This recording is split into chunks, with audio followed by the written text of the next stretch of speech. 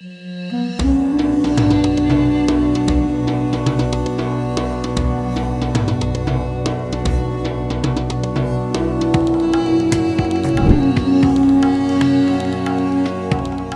afternoon and welcome to this week's edition of Halftime Talk, our weekly interview show where we take a deeper dive into some of the essential trends shaping energy markets. And today we're looking at the particular geography of the UAE's Northern Emirates. How can the UAE's Northern Emirates collaborate better to maximize energy security and deliver the required energy supply for industrial development? That's a big theme. It essentially has three parts: collaborate better, one; maximize energy security, two; and deliver the required energy supply for industrial development. And before I get our visiting CEOs to answer that question, I also put out there as a backdrop the idea that the UAE, in its stated strategy for industrial development in the country, what they call Operation 300 billion dirhams, that by 2031, industrial development, industrial production should be contributing 300 billion dirhams to the national economy. I'm joined today by two distinguished CEOs, Hatem Mosa, the CEO of SNOC, Sharjah National Oil Corporation, and Christopher Wood, CEO of RAKGAS. Hatem, I'll start with you on this question. And obviously, as we said, it's in three parts, but I'd like to take you, sort of start with it as a whole, and then we'll break into maybe in the individual parts. Again, how can the UAE's Northern Emirates, of course, including Sharjah and Ras Al Khaimah, collaborate better to maximize energy security and deliver the required energy supply for industrial development? Hatem. Yes, thank you, Sean. It's a big area, big question. The energy security part and energy supply and utilization of the energy and the industrial sector. It's all one big picture that needs to align with each other. As you know, the Northern Emirates don't have enough energy supply in terms of gas or power. And they are codependent on the rest of the UAE to achieve its energy demand or meet its energy demand, whether it is power or gas or both. And the UAE has its own challenges in that area too. I mean, it's not just like the Northern Emirates are not in isolation from Abu Dhabi or Dubai in this aspect. We share all the same issues. And to achieve that, we definitely would need more collaboration between the Emirates, the Northern Emirates together, and the Northern Emirates with Abu Dhabi and Dubai. And this falls in both gas supply, power network, and power availability to between the different Emirates, gas pipeline network, gas storage facilities. All of that feeds the formula for achieving energy security. Add to that the addition and the continuous increase of renewables in terms of power, and the challenge it poses to have energy storage, because as you know, renewables are not consistently produced. They're only produced during daylight hours, at least in the UAE, since we don't have a lot of wind. And to achieve good dependence or reliability of renewables, you need to combine that with energy storage. So it's a big challenge or formula that has to be managed between all of these variables to achieve the energy security part. Then you come to the part. And let's just hold on to that second thought, Hatem, and just think about energy security for a moment, and in so doing, bring in Chris Wood to get his initial thoughts. And particularly as we think of energy security, Chris, it is in essence the key theme that has emerged over the last 2 years. We were obsessed until about 2 years ago for a number of years with energy transition. Suddenly energy security has soared back to the forefront, and I'm talking globally. Here we're talking about it in the context of the Northern Emirates. I'd like, if in your opening thoughts, you might put those two together. Is energy security from a Northern Emirates point of view similar to the thematic that everybody in the world is dealing with and has put as a priority in the last 2 years? Your opening thoughts. Thanks, Sean. I agree with Hatem on the three sort of main areas we need to focus on ensuring energy security. So the infrastructure requirements, which he touched on there with the storage and the pipelines, the sort of sourcing the molecules, which I'll come back onto, and the regulatory side of it, where we can work and create a consistent framework which sends a clear message for investors coming into the region, particularly the UAE, and they collaborate across multiple jurisdictions, from RAK to Sharjah to Fujairah and elsewhere. When we look at the energy security, the molecule side of it, we're fortunate enough to be in a region which is very rich in hydrocarbons, and therefore we have the ability to look at where we're going to source our molecules from to support our industries, and that comes very much on the back of the right investment in infrastructure. You just got to look down the road at the Dolphin pipeline that sort of enabled so much investment in the Northern Emirates, which came from Qatar, enabled by Abu Dhabi, and through up into the Northern Emirates, ADNOC, as we've touched on this past week, around their Estadama pipeline, which is going to feed some gas in. So infrastructure is very key for that energy security and moving molecules around to meet the growing industrial growth, but also meeting the existing industrial growth. We shouldn't forget that there is the 300 billion dirham project, but also there's existing customers, there's existing hard to abate industries that are energy intensive that need to have energy security, not just today, but into the future. And then touching on your question around the energy transition, well, energy has been in transition ever since energy was discovered from lighting a campfire. And this is just the next episode of that transition. And we need to make sure that it's a balanced, measured approach to transitioning rather than just a jump, a step change. Although a lot of attention and acceleration needs to be happening in that space, we need to ensure for energy security, we need to make sure the transition works well. Hatem, I just wanted to start with the idea of collaboration and see where that evolves from here. You and RAK, but starting with Sharjah, you have been very much focused on certainly partnership. Does that mean collaboration? But let's explore that. You have signed in the last year a deal with RAKGAS to facilitate a gas storage agreement with Ras Al Khaimah utilizing your infrastructure. You've also signed an agreement to acquire a 30% stake of an oil production block in Ras Al Khaimah. These are projects, these are joint ventures. Are they collaboration?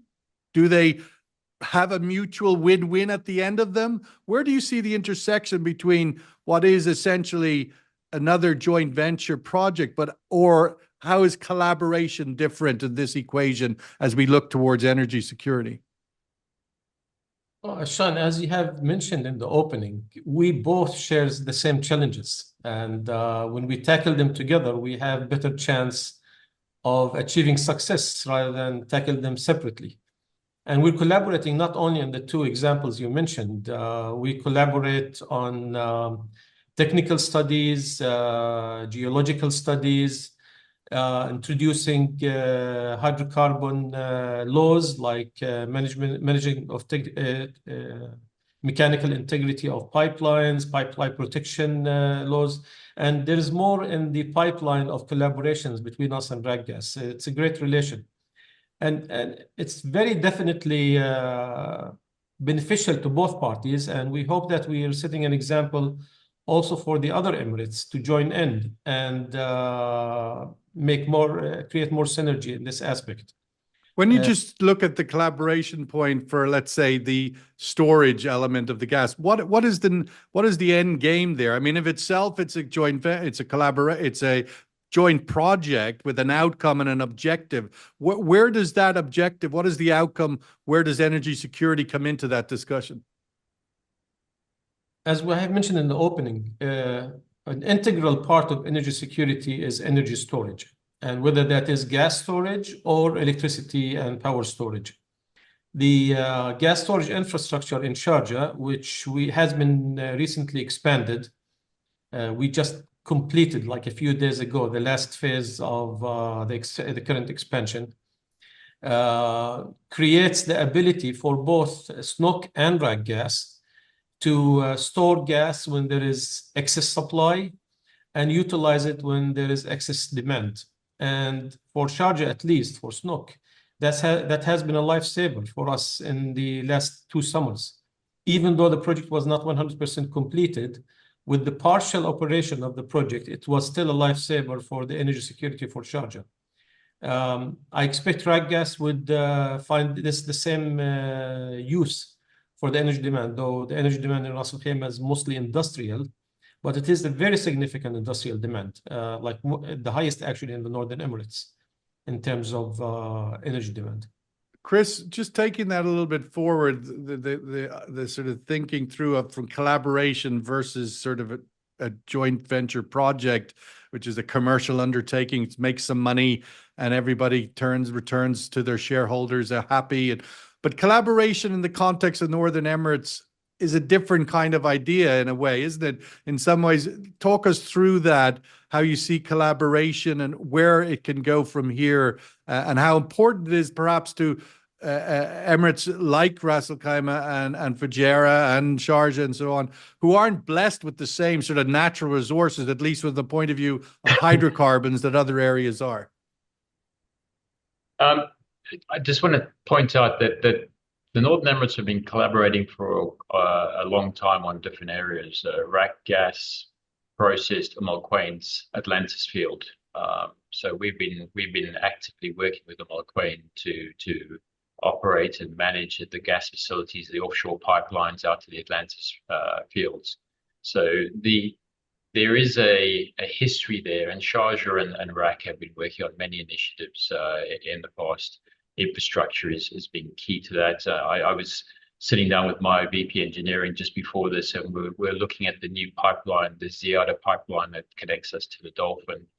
It's a new proposed pipeline, and Sharjah team, the SNOC team, had sat down with them earlier in the last week and sort of said, look, if you go this routing and this routing, we'll be able to accelerate your project a bit longer. So it shows at the working level, the collaboration on trying to optimize. And there was no benefit for SNOC in that, just from a technical collaboration, sharing, infrastructure development for the Northern Emirates. Now, down the track, who knows what opportunities the sort of SNOC storage facility offers a huge opportunity for the Northern Emirates, not just for Ras Al Khaimah, not just for Sharjah, but I can see you've got 3 big power stations that chew gas like there's no tomorrow that's sitting in Fujairah.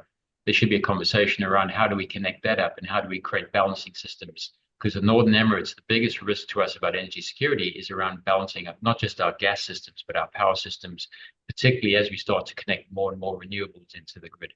So how do we start to think about and preempt those things in the future? And that's where some of the discussion points need to come into around how we collaborate. And certainly the forum in Fujairah in next month will certainly start to touch on those points, how we collaborate on infrastructure, sharing ideas and benefiting the Northern Emirates to ensure energy security and more inward investment. And how do we get more of that 300 billion up in the north and rather than down the south?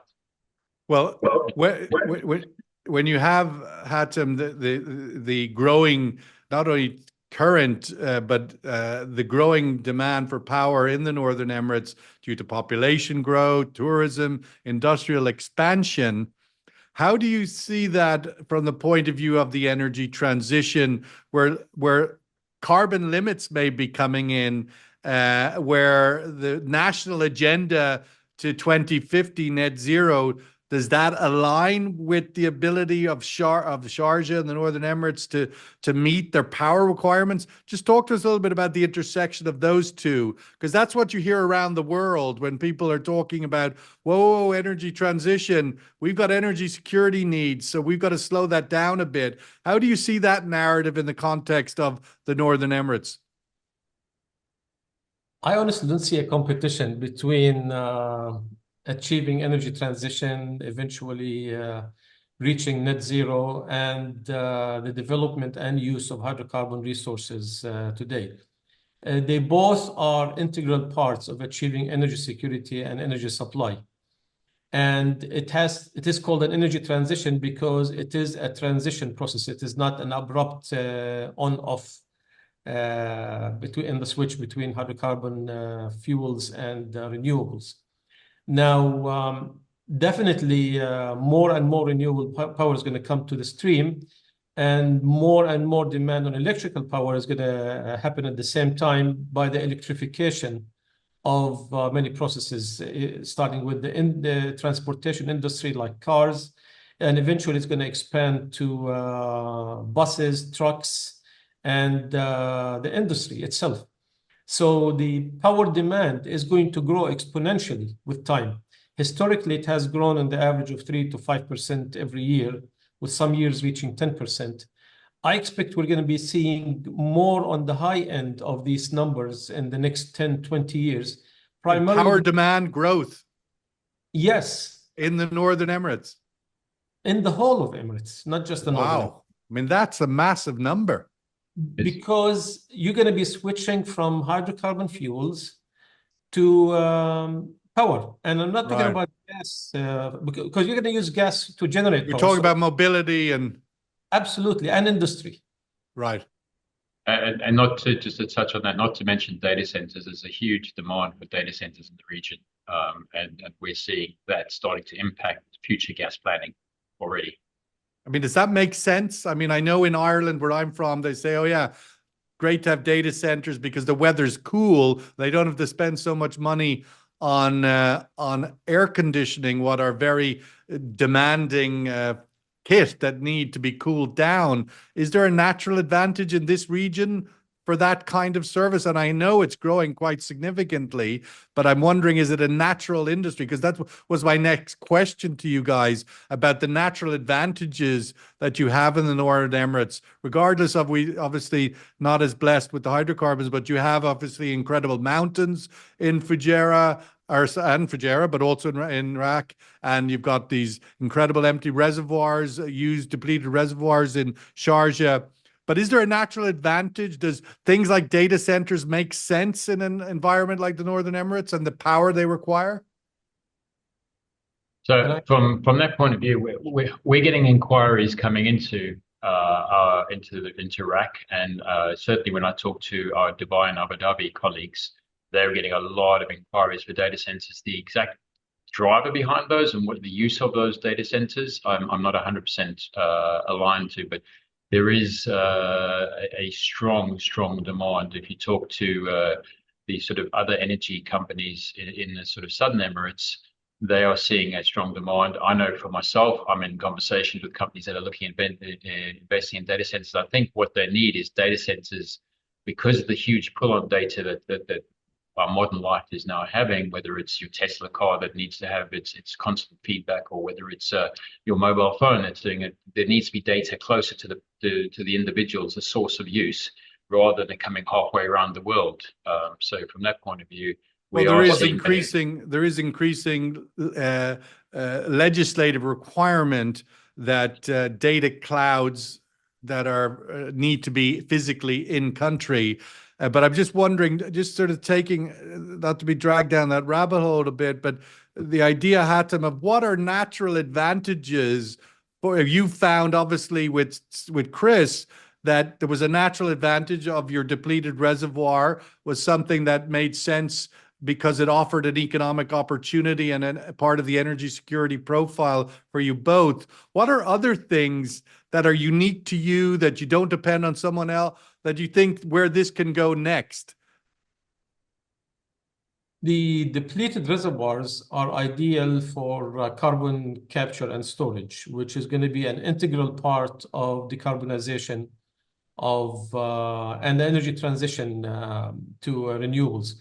Because until you actually can switch completely from hydrocarbons to other sources of energy like solar or wind or nuclear, you can also mitigate the emissions from the hydrocarbon fuels by capturing the CO2 and storing it in the ground. And we offer a very good solution here by having a large enough reservoir that can capture a very large amount of CO2 and store it. As for the data centers and the amount of power that it uses, it is not just an economic advantage for the UAE. It is a source of an industry and a power source for the UAE to have the capability to have in-house data centers and AI centers that and blockchain that all require a very large amount of power within the country to have that capability instead of having to import that capability completely. So that small level of independence is integral to the UAE strategy of having that capability. You're both, Chris, as CEOs of your respective companies, but you're also on your respective petroleum councils in RAK and in Sharjah with Hatem. Just sort of wearing that hat, moving beyond the chief executive role of your independent company, but looking more strategically as an emirate, where do you see collaboration be in a more structured way? Obviously, you guys have done corporate to corporate, but also where does it go strategically as you think of it from a petroleum council point of view or an energy council point of view, and think of also just in your thoughts reaching beyond your bilateral relationship, but does Fujairah, does Quain, does Ajman, how do they fit into maybe some of these opportunities? So I think the first area where we need to focus on is transposing the federal regulation to a local level. And that's where Hatem and myself have been focused initially around pipeline regulations and safety and security. And that's coming along nicely. And the benefit for the operators of those pipelines, whether they be ADNOC or Emirates or RAKGAS or SNOC, is a consistent framework that when they're going across Emirates, they understand it's not going to change significantly from one place to the next. So that's the initial sort of bedrock. But if you think about all the areas we need to transpose regulation, not just in the upstream activities where we're already sharing data, we're looking at basin modeling around what do the basins look like, what's the subsurface look like for future exploration activities, because inshallah we hope that there's other minerals to be captured. That's why we continue to have these relationships in once upon a time they sites. said the future is plastics. Now I think the saying is the future is minerals. We saw Indeed. Vitol the other day just acquired the minerals teams of a number of other trading houses, the metals teams and such. Sorry to interrupt you, but clearly that's a big new growth area across the region. Yeah, it is indeed. And when you look at minerals for RAK, it's not just about those rare earth minerals. We're looking at a different type of ophiolite rock that can possibly complement the UAE's carbon capture and storage agenda, which is around carbon capture through mineralization and permanently sequestering the CO2 in a solid form. And that's a slightly different take on minerals where we're using a serpentinization process to lock them away. But then if we go, I just want to come back to the sort of further, we've got all the downstream regulation we need to continue to. We talked about the pipeline infrastructure, there's storage, there's transport, there's sales. All those things need to be aligned. So when an operator of an LPG sales or whether it's a fuel oil sales company, they understand that there's a consistent framework. And those are the areas we need further collaboration on from a regulatory point of view. Because not only does it create a safer environment to us to operate in, but it also fosters investment because there's consistent, methodical, and safety focused regulation being put in place in the Northern Emirates. Hatem, your thoughts on that, just in terms of also that regulatory role, that the Supreme Council role that you guys are on, and anything that reaches out to Fujairah. I mean, Fujairah you would think must have offshore upstream opportunities. SNOC gets into I mean, where do you see some of that outreach and partnership across the other Emirates? And just unmute, yeah. I think really Chris covered it very well. at the end of the day, it requires not just collaboration, but also initiative from the different emirates or similar bodies. Now, some of these emirates don't actually have an oil and gas body officially. The oil and gas resources are being run by other departments that exist. Could be the finance department or the municipality or something like this in these other emirates. So to facilitate such collaboration, we would hope that the other emirates would create similar regulatory bodies within their governments where specialized people, similar specialized people can talk and collaborate more on the regulatory part. Sharjah and Ras Al Khaimah have been in this area for a very long time. So it was very easy to establish this collaboration. For example, when Sharjah cooperated with Ajman to develop the Zora field, which is a joint field offshore, similar to the Al Quwain field with Ras Al Khaimah. The counter body from Ajman was in the finance department of Ajman instead of an oil body. So it's not as easy to go and put regulation without actually specialized people in these local governments. Chris, just again picking up on that point of collaboration and across the wider Emirates of where there are natural synergies potentially or are already, and you guys have explored a few, but looking at Fujairah, for example, it is the world's third largest bunkering center, about 16,000 ships anchor there a year.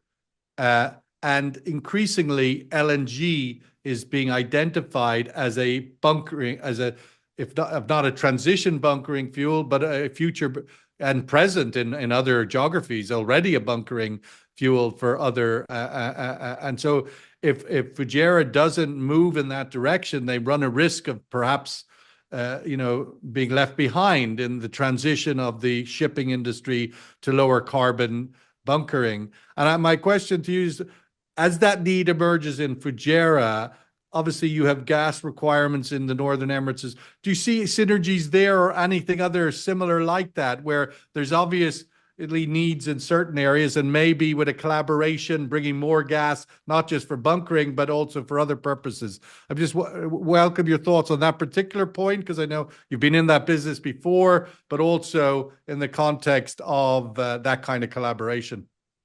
So be careful here.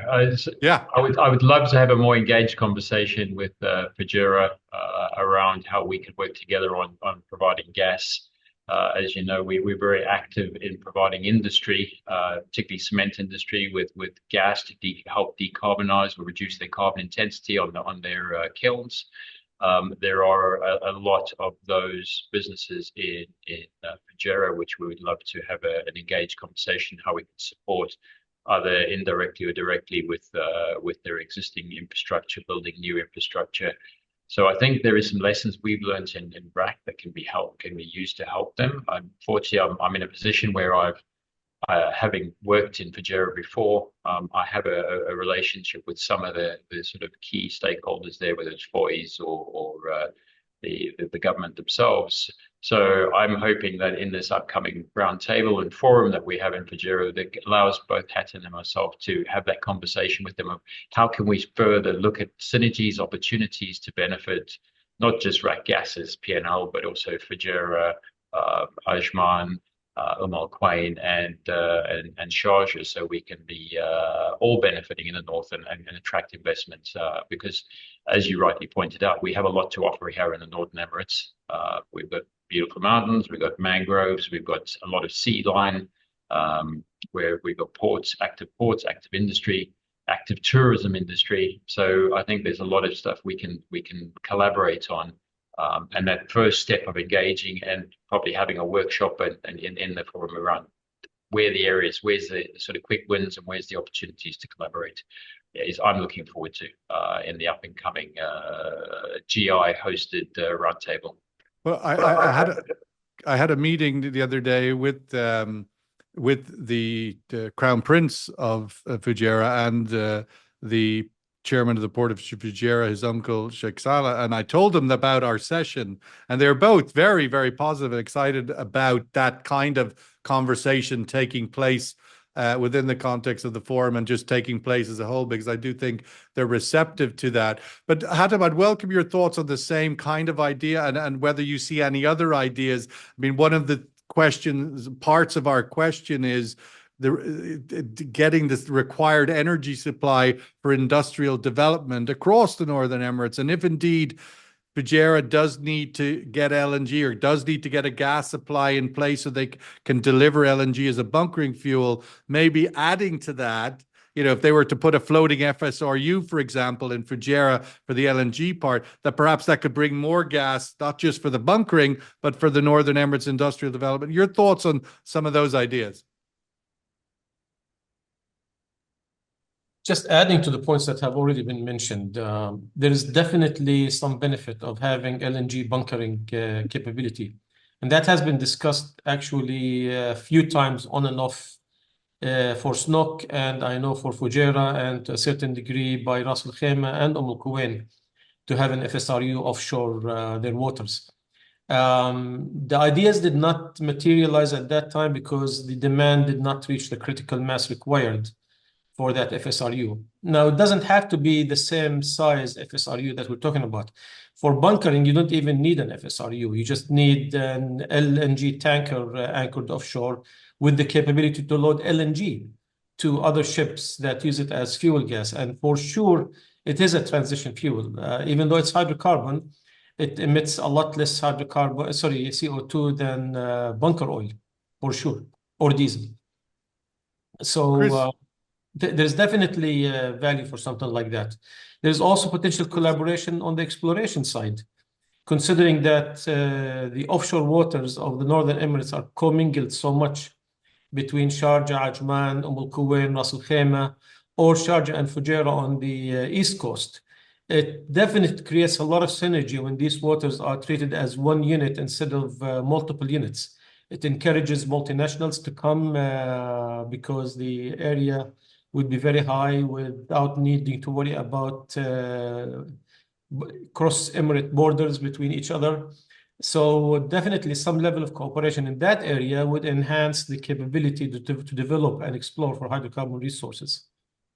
Just to get into closing comments, Chris, as you wrap up your thoughts on this halftime talk session, I'd welcome in that your insights or opinions around, do we need a special Northern Emirates separate new body collaboration entity, Northern Emirates Energy Security Committee, or whatever one might call, or are there sufficient structures already in place? They just need to be harvested better. But I welcome your closing thoughts on the theme and just addressing that particular point.